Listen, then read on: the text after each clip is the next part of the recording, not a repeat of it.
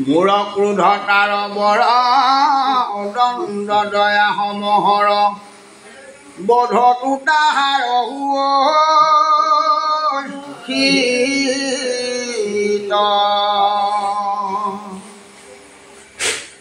দেখ ভাৱ গালি পাৰে এহিমতে মোক নেৰে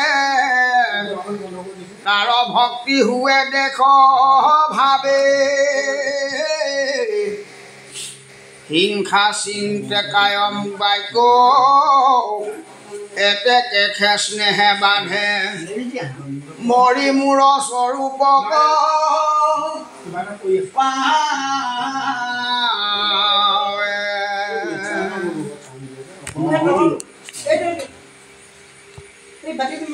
কৃষ্ণ দেৱ কল্পতৰ হৃদয়ৰ প্ৰিয় গুৰু উচ্চ নিচ নাহিকে যাহাৰ সত্য গুণে সত্য ধৰ্ম সত্য দয়া সম কৰ্ম সত্য যাৰ কৰিব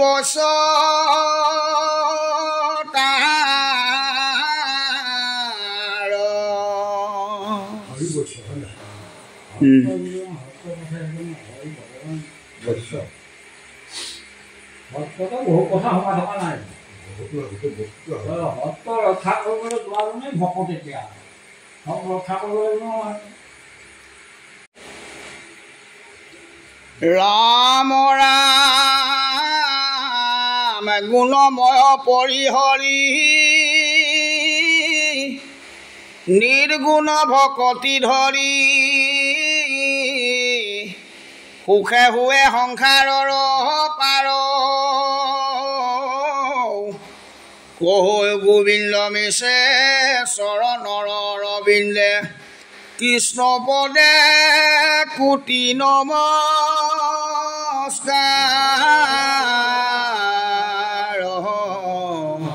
হৰে ৰাম ৰাম ৰাম পদ পাছে আন কৰ্ম মূৰ জন্ম জানিবাৰ শুনা পাৰ্থকে নমতে গতি হুৱে তাৰ মূৰ জন্ম কৰ্ম গুণ যি কাৰণে হুৱে দৃঢ়মতি থাকে জানি সিও গতি পাৱে কাম ক্ৰোধ লোভ মোহ এৰিবে ভয় মই খে পৰম প্ৰিয় কৰিবে আশ্ৰয় অহনিশে মনে মোক চিন্তে নিৰন্তৰ এহি জ্ঞান পুত হুয়া কৰিলা বিস্তৰ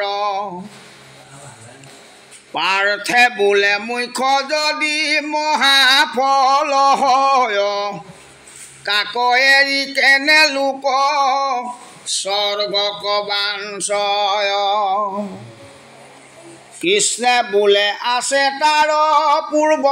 সংস্কাৰ আন দেৱ ভজে মূৰ নাহি অধিকাৰ যেন সংগমত দুখে সুখে মানে নৰ জীৱা সুখ মানে সিও চনে কেও মাতৰ ভয় লাজ পাপ কণ চাই প্ৰৱতাৰ দুখে সাধে অল্প সুখ স্বৰ্গহে হীনয় ইন্দ্ৰ চন্দ্ৰ আদি আনো দেৱতা পূজয় তাৰ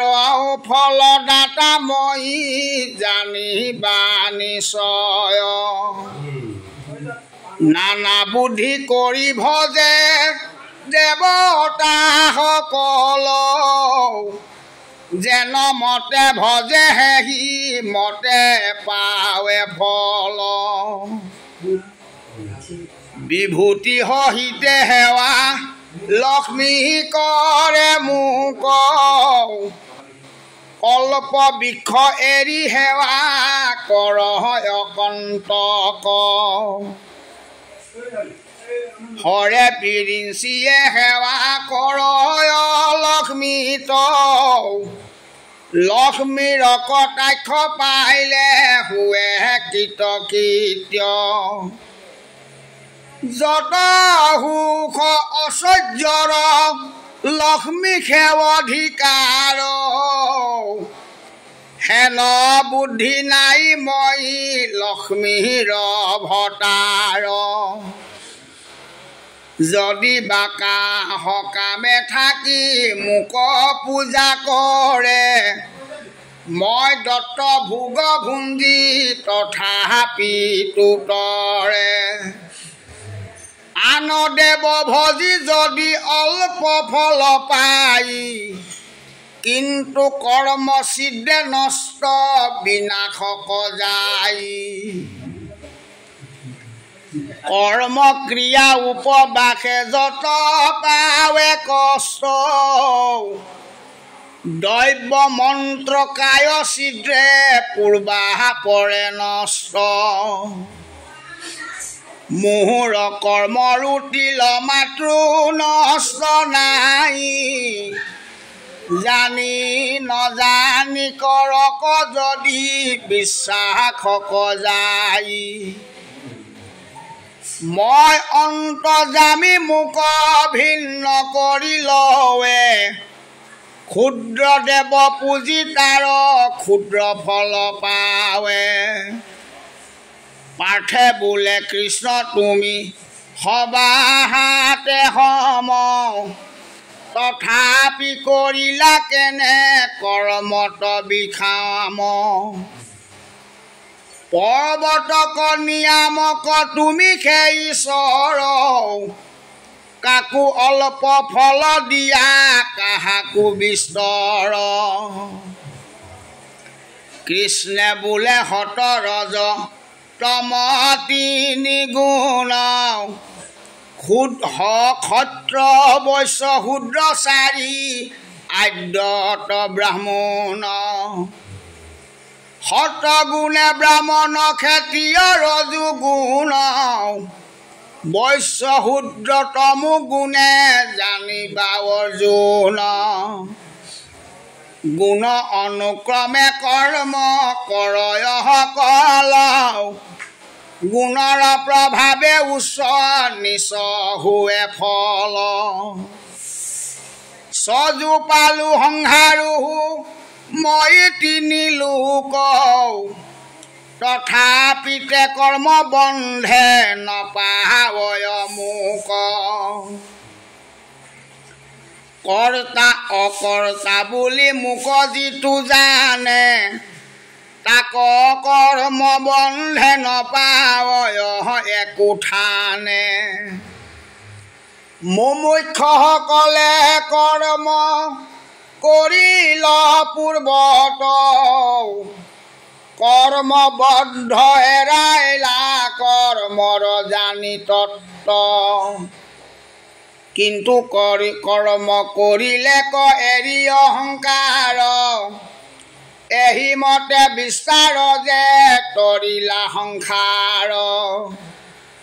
লোক পৰম্পৰা তুমি কৰ্মক কৰিবা যিজনে জানয় তত্ত্ব উপদেশ লৈবা কৰ্ম অকৰ্মক বিকৰ্ম এহি তিনি মত পণ্ডিত হুয় মূঢ় নজানিয়া তত্ত্ব পাৰ্থে বোলে কৰ্মৰ যে কিবা আছে মৰ্ম লোকে যে ব্যাপাৰ কৰে তাৰ নাম কৰ্ম নকৰিলে ব্যাপাৰ অকৰ্মহে হি হয় তাত কেন বোলা পণ্ডিত মোহ হয় কৃষ্ণে বোলে তিনিটো আশয় বুজিবা কওঁ কৰ্মা কৰ্ম বিকৰ্ম বুলিয়া কহে যাক সেহি গোট কৰ্ম বেদ শাস্ত্ৰে বোলে যাক অকৰ্ম বোলয় বেদে নকৰোঁ তাহাক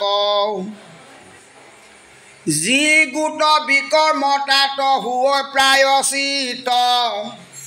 ইহাৰ ততক কেহু নপাৰে বুজিত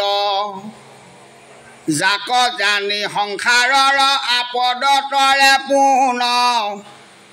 তাহাৰ ৰহস্য কহো শুনি অৰ্জুন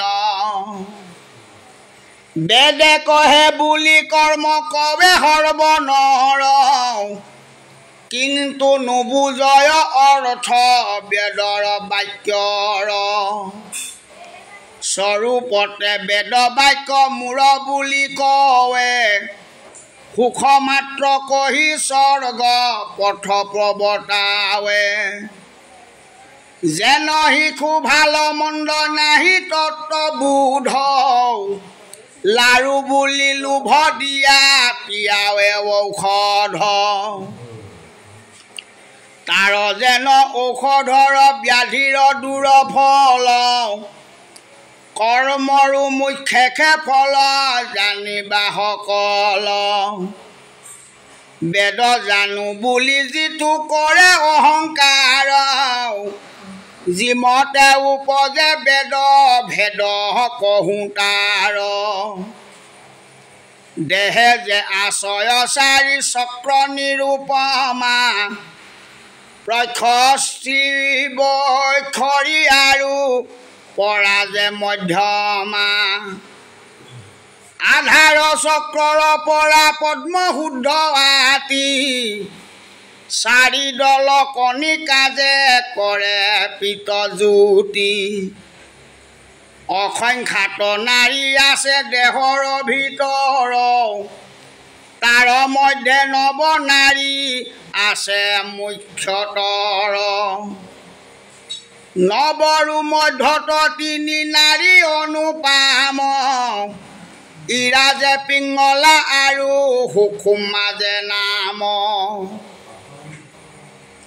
তিনি নাৰী মূলে বেৰি আশয় কমল তাৰ কণিকাত আছে বহ্নিৰ মণ্ডল বহ্নিৰ মণ্ডলে আছে উৰ্ম নামে বেদী ঊৰ্ধে চলি যায় যেন মধ্য চক্ৰ ভেদী পদ্ম এক আছে তাৰ স্বাম দশ দল তাৰ কণিকাত আছে জলৰ মণ্ডল যেতিক্ষণে উষ্ণ জল একত্ৰ হয় জল বহ্নি সংযোগত বায়ু উপজয় বায়ু বহ্নি জল এক ঠাই হুৱে যদি ঊৰ্ধে চলে সিটো প্ৰক্ষস্থি চক্ৰ ভেদী প্ৰক্ষন্তিৰ মধ্যে আছে সূৰ্যৰ মণ্ডল ৰক্ত বৰ্ণ পদ্ম হেতু দুই খৰ দল তাৰ কণিকাক পায়া বায়ু বহ্নি জলে তিনি মিলি বুদ বুদ হয়া ঊৰ্ধে চলে যি গোটা বৈখৰি চক্ৰ থাকে কণ্ঠমূলে পদ্ম গোট প্ৰকাশ দুই অস্ত্ৰ দলে ৰাজহংস সদিশ যে পংকজ ধবল তাৰ মধ্যে আছে ব্যাপী চন্দ্ৰৰ মণ্ডল বৈখৰিক ভেদি যায় চন্দ্ৰমণ্ডলত জল বুদ বুদ ফুৰয় ত্ৰিবেণী তীৰ্থত সেই বুদ বুদ চাৰি ভাগ ভৈলা পোন ত্ৰিভাগ আশয়ে যাই ভৈলা তিনি গুণ সেহি তিনি ভাগৰ যাহাৰ জীৱা নাম তমৰি গজ যজু হত বেদ হাম যজু সজে হামে পালে ৰিগে যে সংসাৰে প্ৰবৃত্তি কয়েৰিয়া প্ৰবৃত্তি পথ নিবৃত্তি কয়েৰিয়া প্ৰবৃত্তি পথে ধৰে গুণক আশয়ে বেদ ভৈলা গুণময় এতে স্বৰ্গ পলুভিয়া কৰ্মকাণ্ডে কয় যিটো বুধ ব্ৰহ্ম ৰন্ধে বাহিৰাই বেদ ভাগ নিৰ্গুণ ঈশ্বৰ মাত্ৰ কয় যি গোটা নিবৃত্তি পথ ঈশ্বৰত মত এতে বেদ হিৰু ভাগ বোলে জগতত বুধে হুৱে শব্দ উঠে কণ্ঠে যাই শব্দ ব্ৰহ্ম হুৱে বাগিন দিয়ে লাগ পাই বৰ্ণ ভৈলে ক্ৰমে বেদ হুৱে প্ৰচাৰ পঢ়ে মাত্ৰ বেদ অৰ্থ নজানয় তাৰ ঈশ্বৰ মুখৰ বাণী যত বেদ চয় সিকাৰণে শব্দ ব্ৰহ্ম জগতে ঘোষয় যাক বোলে তিনি মুনি লোকে থাকে জ্ঞান ভূত ভৱিষ্যত সি নজানয় বৰ্তমান